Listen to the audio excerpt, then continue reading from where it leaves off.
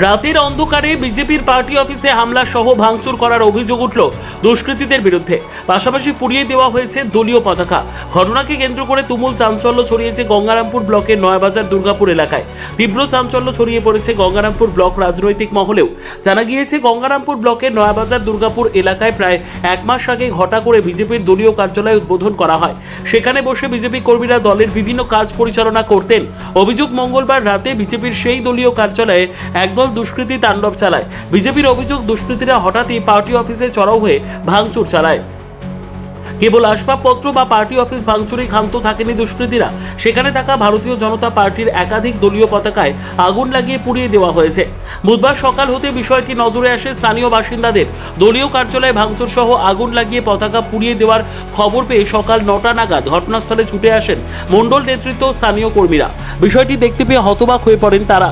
এরপর ক্ষোভে ফেটে পড়েন তারা। দলীয় কার্যালয়ে ভাঙচুর ও পতাকা পোড়ানোর এই তাণ্ডব চালানোর নেপথ্যে কারা যুক্ত রয়েছে তা নিয়ে ইতিমধ্যেই তদন্তের দাবি উঠেছে। খবর দেওয়া হয়েছে স্থানীয় থানায়। কে বা কারা এবং কী উদ্দেশ্যে রাতের অন্ধকারে দুষ্কৃতী তাণ্ডব চালালো তা খতিয়ে দেখতে তদন্ত শুরু করেছে পুলিশ।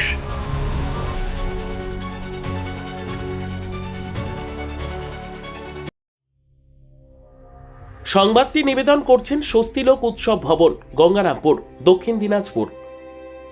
আমাদের এই দুর্গাপুর আমাদের 6 নম্বর গঙ্গারামপুর যে পঞ্চায়েত 99 নম্বর বুথ, এই বুথে আমাদের একটা কিছুদিন আগে এক মাস আগে একটা পার্টি অফিস উদ্বোধন হয়। সেখানে এমএলএ সাহেব আমাদের পার্টি অফিস উদ্বোধন করেন এবং আজকে গতকাল রাতে এখানে কিছু দুষ্কৃতীরা এই ক্লাবের যে টিভি, চেয়ার, টেবিল সম্পূর্ণ চুরি করে নিয়ে যায় এবং আমাদের দলীয় যে পতাকাগুলো ছিল সেখানে আগুন লাগিয়ে পুড়িয়ে দেয়। যারা করেছে তারা যদি সিলিন্ডার না করে তাদের অবস্থা আমরা দেখব এবং প্রশাসনিকভাবে যেটা আমরা প্রশাসনকে জানিয়েছি, প্রশাসনিকভাবে যেন ভালো একটা সুরহান যেন বাড়ায় এবং প্রশাসন যেন ভালো তদন্ত করে যেন এগুলো জিনিসগুলো যেন বের করে দেয় এবং যারা করেছে তারা যেন সিলিন্ডার হয়। আমরা কিছু বলবো না। কারা করেছে আপনাদের?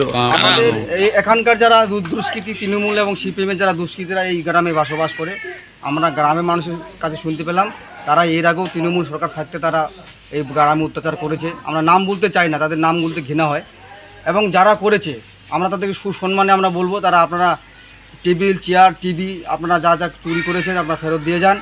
আর যদি আমরা ফেরত না পাই, যদি আমাদের হাতে বা পুলিশের প্রশাসনের হাতে যদি ধরা পড়েন, তাহলে কিন্তু আমরা ব্যবস্থা আইনের মাধ্যমে। কোনো দলের কি কেউ রয়েছে সঙ্গে যুক্ত? কোনো বিরোধী কোনো দলের তো অবশ্যই যুক্ত আছে। তার কোনো দলের ইন্ধন না পেলে সে কোনো ব্যক্তি ভাবে করতে পারে না। কোন দল মনে করছেন?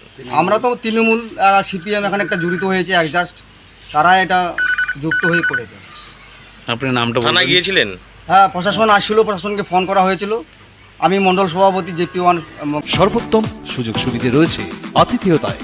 সুপরিচিত স্বস্তিলোক উৎসব ভবন, অতিথিদের যে কোনো অনুষ্ঠানের জন্য উপযুক্ত ওয়ান স্টপ ডেস্টিনেশন। আমরা আপনার বিশেষ অনুষ্ঠানটিকে অবিস্মরণীয় করে তুলি। স্বস্তিলোক উৎসব ভবন, শিববাড়ি রোড, গঙ্গারামপুর, দক্ষিণ দিনাজপুর। ব্যুরো রিপোর্ট, উত্তর বাংলা সংবাদ।